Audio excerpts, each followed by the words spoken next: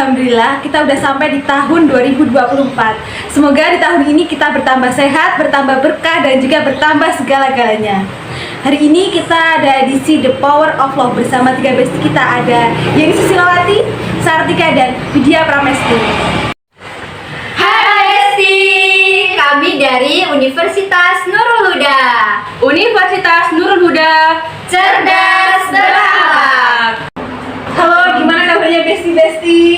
Alhamdulillah baik. Kalau ditanya soal kabar, kita tuh selalu happy ya. Iya, meskipun kita pengangguran, kita harus tetap happy. Masa yang happy hanya yang bekerja doang kan nggak mungkin lah ya. Meskipun kita belum bekerja, pasti kan kita suatu saat juga bekerja kayak orang-orang lain. Happy.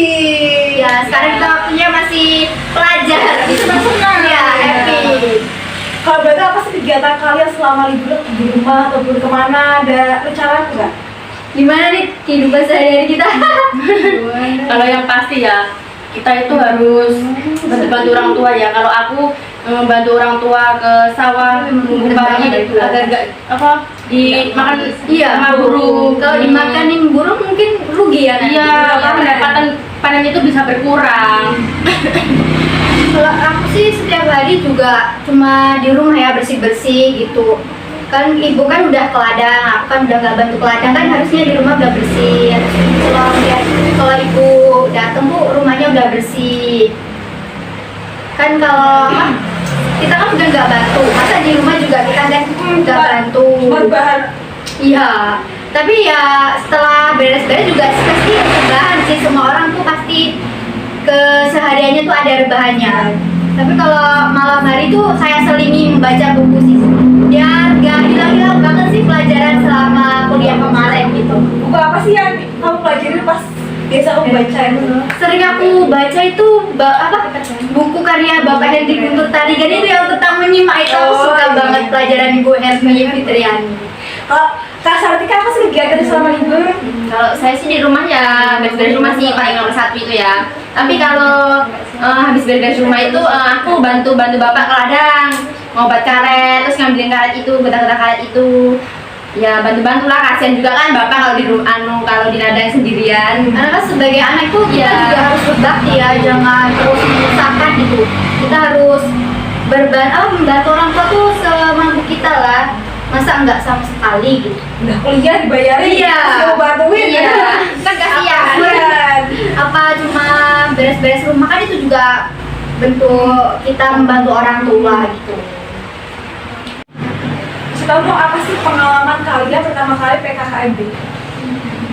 Gimana ya kalau dibilang pengalaman itu, kita kan ngambilnya di kampus C ya, sementara pusatnya itu B di Sukaraja. Jadi jarak rumah saya dan kampus B itu lumayan jauh, sekitar 2 jaman. Mungkin besti-besti juga jauh kan rumahnya. Iya. Nah jadi pas waktu dikasih tahu kalau PPKMB-nya itu di Sukaraja, seketika itu bingung mau nginep di mana gitu. Jauh. Iya jauh banget itu, 2 jam lebih, dan nggak pernah juga ke arah sana gitu. Terus bibi saya tuh menyarankan kalau gimana tinggal aja ke temen bibi gitu. Ya udah sih aku ngikut aja. Langsung sehari sebelumnya itu aku diantarlah ke tempat kawannya bibi aku itu. Jadi selama 3 hari ospek itu aku tinggal di sana sih. Kalau Widya apa sih pengalamannya? Kalau hari pertama ya, itu kan bagi saya itu gimana ya? Kan saya dari rumah itu BK6, nah kampus C itu BK9. Sementara saya bingung sama siapa berangkatnya, terus nggak ada teman juga. Sampai di sana saya kok jadi gimana, apa ya, bahasa Jawanya itu inga-ingi gitu. Iya, soalnya pertama kali Baru pertama kali ketemu sama teman-teman yang kayak gitu loh, kok bingung, terus mau kenalan gimana, canggung ya saya. Jadi canggung. Semua orang yang di deket kita ya kita ajak kenalan aja Gitu loh, Ah. pasti. Yang penting punya temen dulu gitu lah ya. Dan waktu pertama itu ya, aku duduk di yang paling depan loh, Padahal pas itu tuh kampusnya rata-rata duduk di belakang, sementara Widya duduk di depan. Tapi yang seru loh duduk di depan itu kan kelihatan semua kan. Oke, kalau Kak Sartika ada nggak sih pengalaman yang masih berbekas sampai sekarang itu berada di? Nah, ya ampun. Waktu Seperti gitu deh. saya malu banget sumpah. Itu pas itu aku istirahat kan itu masuk, tapi aku tuh nggak denger bel. Terus tuh aku dukung sama kakaknya gitu loh, disuruh ngambil sampah. Terus aku diliatin sama yang lain ya malu banget gitu ya. Pertama kali masuk udah ada kejadian Iya, gitu. itu malu banget rasanya sampai sekarang. Ganteng gak itu yang hukum? Lumayan sih.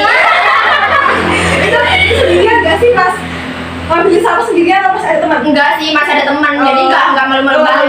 tapi ya macam Tapi kan ya, itu bagian dari mendidik kita Iya biar sih, disiplin gitu. iya. Semua hukuman itu ada baiknya.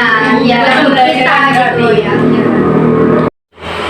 Apa sih perbedaan dari diri kalian yang signifikan, baik dari pertemanan ataupun dari segi karakter? Dari segi karakter sih lebih baik di perkuliahan ini ya, kayak kita tuh kayak lebih serius gitu loh. Kalau kalau di masa-masa SMA kan kita banyak main-mainnya gitu loh. Masih ke mainnya gitu sih. Di kuliah ini kan kita untuk lebih dewasa gitu kan, untuk menggapai cita-cita kita gitu. Itu kan penting kalau bercanda terus kan kita berhasilnya gitu. Karena kadang orang tua juga sih. Lagi juga ditutup sama orang tua biar Kita tuh sukses ya. Ada gitu jadinya ya. iya Pak. Dan selain itu kan juga lingkungan pertemanan juga mempengaruhi kita pada proses perkuliahan. Karena kalau kita nggak punya teman, kita nggak bakal bisa ngerjain itu. Ngerjain apa? Juga penting. Kita juga butuh bertukar pendapat untuk setiap kegiatan belajar itu. Karena tuh kuliah tuh berat ya, cukup berat ya. Kalau kita sendiri mikir sendiri ya, gimana kita bisa itu. Kalau dari segi pembelajaran ada nggak sih yang perbedaan yang sangat jauh dari SMA ke perguruan tinggi? Pastinya ada ya, namanya juga perguruan tinggi ya. Kalau kita di SMA kan masih dibimbing ya, kita masih apa-apa ini nak, kita tinggal ngerjain sesuai guru itu kan, dikasih guru, buku juga ada, terus juga dijelaskan. Kalau ini kuliah ini pertama kali itu agak shock ya, karena kan cuma dikasih RPS lah istilahnya yang di perkuliahan itu. Dari RPS itu kita disuruh buat makalah. Nah, pertama kali itu sangat shock sekali. Karena kan nggak pernah bikin makalah ya. Gimana cara bikin kutipannya? Paling susah itu buat daftar pustaka. Bener kan? Susah. Karena kita harus pakai Mendeley itu kan otomatis ya Mendeley. Iya. Intinya dosen tuh dia tuh kita tuh dituntut mandiri kalau di perkuliahan, karena tuh biar otak kita tuh biar mateng gitu ya kan. Juga kita di basicnya itu pendidikan, kita mau jadi guru, jadi ya kita harus berusaha agar bisa lah jadi guru yang baik. ya. Benar sih. Oke, ini kan kalian selama satu semester kan sekitar 4 bulan. Iya benar, kita 4 bulan. Nah selama proses belajar mengajar selama 4 bulan kan biasanya ada di akhir bulan, di akhir semester maksudnya ada kayak ujian kan? Ya, benar. ya. Itu ada ujian. Nah, ada nggak sih apa sih sistem belajar kalian untuk menghadapi UAS? Apa kalian belajar dari jauh-jauh hari atau langsung SKS, sistem kebut sekolah? Gimana? Kalau aku sendiri sih sistemnya kebut semangat. Kalau pas proses belajar mengajar itu kan banyak tugas gitu kan. Jadi fokus ngerjain tugas. Kalau aku tuh belum sempet belajar gitu loh, mendalamnya gimana gitu. Baru baca-baca doang lah, belum belajar yang buat menghadapi UAS beneran gitu kalau aku sih. Kalau Mbak Ika? Kalau aku sih ya gitu. Sama Sistemnya sama SKS. Iya, sistem kebut semangat. Saya juga. Kayaknya lebih efektif Ya, ya. lebih efektif. Tapi ya Lebih itu. fokus ke tugas-tugas akhirnya Iya, itu loh. banyak sih tugas Iya, akhirnya. tugas kita kan banyak. Tugas saya juga melatih kita untuk berpikir kritis juga Iya. ya. Jadi mahasiswa yang kreatif dan inovatif ya. Ada nggak sih kesulitan kalian waktu ngerjain ujian? Banyak sih. Enggak terutama waktu ngerjain tugasnya itu loh soalnya. Soalnya susah-susah. Soalnya udah dibaca dari semalam kan, udah sistem kebut semalam nih. Setelah baca soal, kita langsung semua buyar. Tidak tahu kenapa itu. Apa? Mungkin kita belajarnya sistem kabut semalam atau gimana juga agak.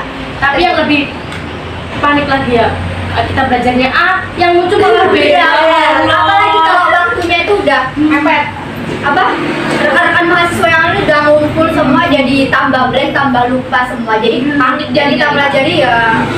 Tapi ya kita tetap masih ngasih jawaban sesuai kita lah, kita nggak mencontek. Daripada jawabannya bagus hasil menyontek kan ya. Kita hasil sendiri ya, gimana pun hasilnya kita terima ya, karena itu udah Karena kita udah berusaha dan kita juga berdoa. meskipun kita sudah sistem kebersamaan, tapi kan kita juga masih belajar gitu. Setelah UAS biasanya kan libur kan, mahasiswa Iya libur. dong. Iya. Ya kayak ini kita masih libur ya. Apa sih kegiatan kalian kalau sudah mulai aktif lagi masuk perkuliahan? Kegiatannya? Tetap fokus kuliah sih. Nggak ada rencana mau kerja atau sambil apa gitu? Pengennya sih saya sambil kerja ya, tapi takutnya itu nggak bisa membagi waktu menghambat proses kita dalam perkuliahan. Soalnya kan kita itu dari Senin sampai Sabtu itu full, Jumat Sabtu itu ada kegiatan MQ itu mengaji juga yang kan karena kita basicnya pondok pesantren ya, jadi kita harus punya sertifikat MQ juga sih. Kalau Kak Vidya apa? Kalau aku sih fokus aja ya ke kuliah. Karena gimana ya kalau kerja, sulit membagi waktu itu tadi loh. Nanti kan, pastinya kan nanti kita juga dapat kerja. Tapi ya pingin sih sebenarnya dapat penghasilan sendiri. Karena sih sama yang lain aja sebenarnya. Tapi kan pasti mereka juga ingin merasakan di bangku kuliah gitu. Nah, kalau dari kalian ada nggak sih tips buat jadi mahasiswa yang aktif dan juga kreatif? Pastinya ada dong. Iya. Yang salah satunya itu menjadi pribadi yang disiplin ya. Itu salah satu tipsnya. Kita harus selalu hadir dalam proses perkuliahan. Jangan hari ini hadir, besok nggak hadir. Kita harus tetap mengikuti semua aturan yang ada di universitas gitu. Kalau Kak Vidya? Kalau menurut aku harus memperhatikan akademik karena nilai itu sangat penting. Kalau IPK kita tinggi, bisa jadi kita diterima kerja itu lebih cepat juga. Kita kan juga bisa ikut pertukaran mahasiswa kan kalau IPK kita naik-naik terus. Jadi kita harus rajin belajar. Kalau Kak Sartika? Nah, kita juga harus aktif organisasi nih. Supaya kita nggak jadi mahasiswa yang kupu-kupu. Nah, ya, betul. pulang-pulang. Kita juga harus beradaptasi dengan yang lain, interaksi lah istilahnya. Untuk organisasi itu dalam Universitas Muhammadiyah itu seperti ikut BEM. Ya, benar sih. Itu mungkin tips dari kita ya. Makasih. Ibu enggak Makasih udah nonton podcast kita hari ini. Semoga bisa jadi inspirasi bagi kita semua.